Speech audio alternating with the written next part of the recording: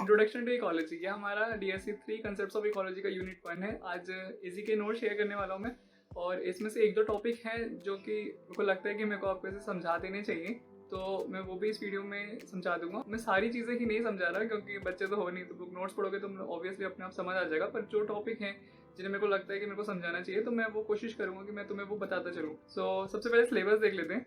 ये रहा अपना कंसेप्ट्स ऑफ इकोलॉजी का सिलेबस। इसमें यूनिट 1 है इंट्रोडक्शन टू इकोलॉजी। इसमें पढ़ना क्या क्या है: Horticology and Synecology, then laws of limiting factors, then study of physical factors, that is temperature and light। इसमें दो ही physical factors पढ़ने हैं हमें, टेम्परेचर और लाइट। सो वो अपने यूनिट स्टार्ट करते हैं। इसमें सबसे पहले कुछ बेसिक टर्मिनोलॉजी है जो कि तुम्हें आनी चाहिए, ठीक है। जैसे what is ecology, what is ecosystem, तुम्हें क्या क्या पढ़ना है इसमें, तुम्हें इनकी डेफिनेशन आनी चाहिए, प्लस ये टर्म्स किन साइंटिस्ट ने दी थी तुम्हें वो याद रहना चाहिए। तो जो नोट्स का ये फर्स्ट पेज है, तुम्हें ये रट लेना है, ठीक है। रटने तो पूरे ही है, ठीक है, बहुत बड़े नोट्स नहीं है, पर ये अच्छे से रट लेना क्योंकि 1 मार्कर में हमेशा ही आते हैं, ठीक है।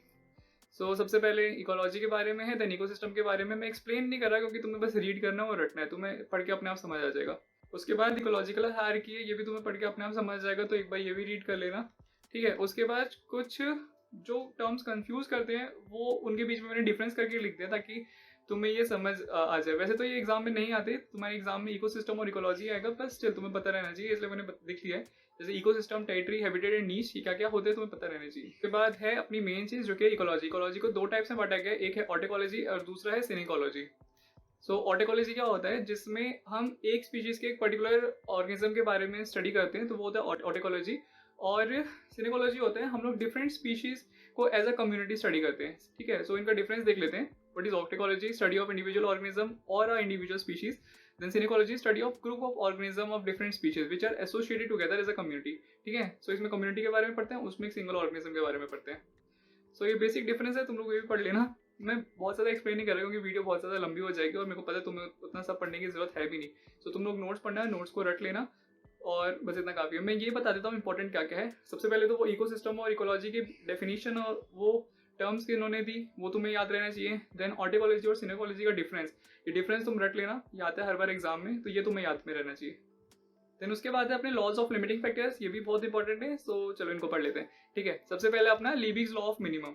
सो लीबिग्स लॉ ऑफ मिनिमम कहते हैं कि किसी भी चीज़ की ग्रोथ, किसी भी प्लांट की, किसी भी ऑर्गेनिज्म की ग्रोथ उस फैक्टर पे डायरेक्ट डिपेंडेंट होती है जो फैक्टर सबसे कम क्वांटिटी में प्रेजेंट रहता है, ठीक है। सो इसका इन्होंने एक स्टेटमेंट दिया था, वो हम पढ़ लेते हैं। Libby, while studying effects of various nutrients on the growth of crops, observed that the growth of crop was limited by the factor which is present in the least amount, ठीक है। He made the statement that growth of a plant is directly dependent on the amount of foodstuff that is present in the minimum quantity, ठीक है। तो लिबिक्स का बहुत ही simple से ये लो है, और तुम्हें पढ़ना क्या है, तुम्हें बस ये रट लेनी है, ठीक है। ये लाइंस डायरेक्ट क्वेश्चन आएगा, एक्सप्लेन लिबिक्स लॉ ऑफ मिनिमम, और तुम्हें बस ये 3-4 लाइन है, तुम्हें इतना लिख देना है। 3 मार्क्स में आता है ये, 3 या 5 मार्क्स में आएगा, और उसके लिए इनफ है, ठीक है। देन कुछ लिमिटेशंस है, तुम ये भी पढ़ लेना। ये मैंने सिनर्जिज्म एक वर्ड यूज करा था, तो मैंने उसका मतलब भी नीचे लिख दिया है। सिनर्जिज्म का डायरेक्ट डिफिनेशन वगैरह नहीं आएगा, बस मैंने पढ़ने के लिए ये लिख दिया है, ठीक है। देन बैक्समैन लॉ ऑफ लिमिटिंग फैक्टर, ये लीबिक के लॉ से आया था, तो एक बार ये भी रीड कर लेना। उसके बाद है शेल्फर्ड लॉ ऑफ टॉलरेंस, ठीक है। इसमें दो लॉज बहुत इंपॉर्टेंट है, एक लीबिक्स लॉ और एक शेल्फर्ड लॉ।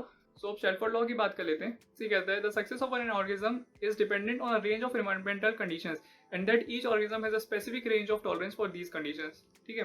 कि एक ऑर्गेनिज्म की growth different range of conditions पे डिपेंडेंट होती है, और उन डिफरेंट रेंज के लिए उस ऑर्गेनिज्म का डिफरेंट रेंज ऑफ टॉलरेंस भी होता है, ठीक है। जैसे कि ये ग्राफ बहुत इंपॉर्टेंट है, तुम्हें ये रट लेना है। सो एक्स एक्सिस पे इन्वायरमेंटल फैक्टर्स है और वाई एक्सिस पे नंबर ऑफ इंडिविजुअल्स है, ठीक है।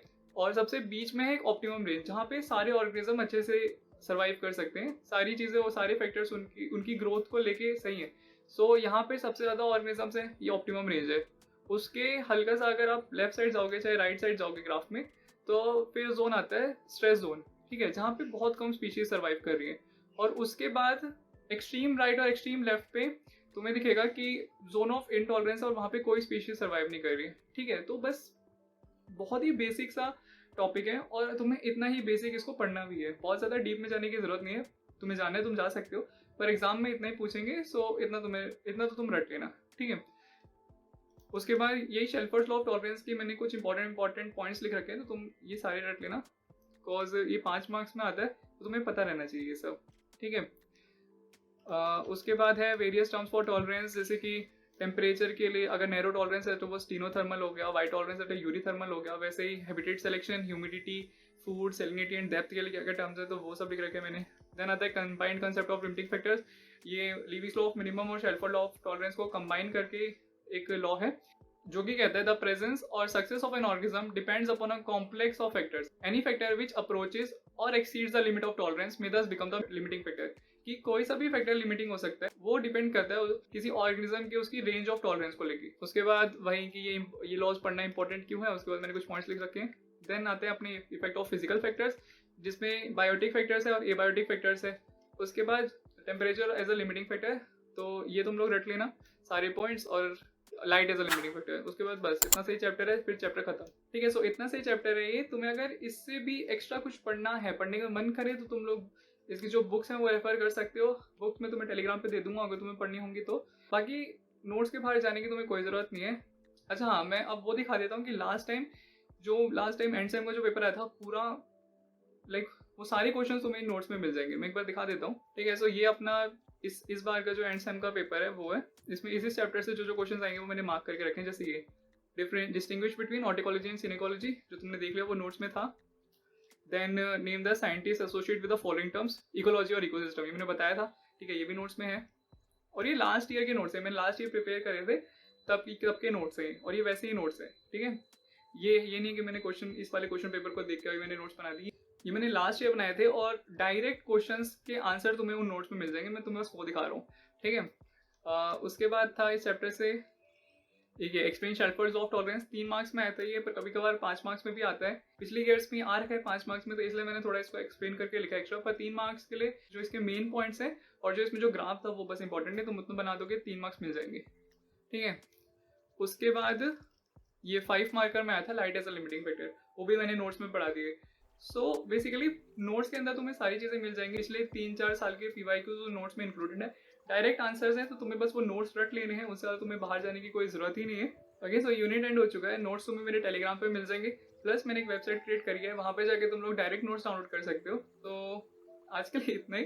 तुम लोगों को अच्छा हाँ, मोस्ट इंपॉर्टेंट, तुम लोग अपने फीडबैक और सजेशंस प्लीज़ बताना मेरे को कि मैं क्या क्या इंक्लूड कर सकता हूँ। अगर तुम लोग चाहते हो कि मैं यूनिट्स को अच्छे से समझाऊँ तो मैं वो भी कर सकता हूँ। अगर कोई टॉपिक तुम्हें अच्छे समझना है तो मैं वो टॉपिक तुम्हें समझा सकता हूँ। तुम लोगों को बस एक डीएम करने की ज़रूरत है मेरे को। डीएम कर दो, चाहे ग्रुप में लिख दो, चाहे कमेंट्स में लिख दो, मैं वो टॉपिक तुम्हें पूरा समझा दूंगा। चाहे उसकी अलग से एक वीडियो डालनी पड़ी तो मैं वीडियो भी डाल दूंगा।